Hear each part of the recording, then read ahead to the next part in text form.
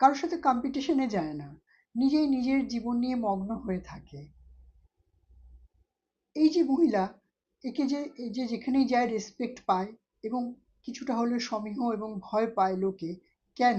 কি এমন আছে এই মহিলার মধ্যে যার জন্য সে এই রকম ব্যবহার মানুষের থেকে পায় এবং যেখানেই যায় প্রত্যেকটা লোক তাকে চিনে রাখে?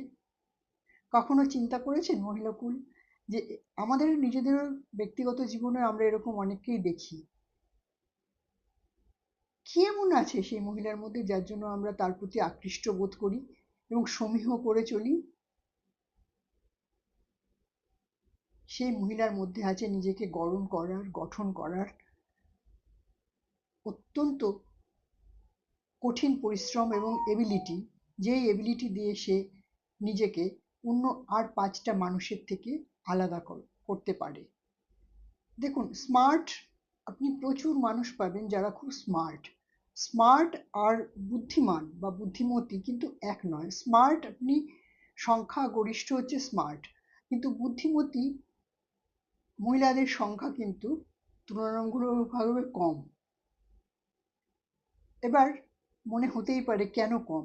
না, সব মহিলার মধ্যেই বুদ্ধি আছে, কিন্তু সেই বুদ্ধিটা সে ব্যবহার করবে কি করবে না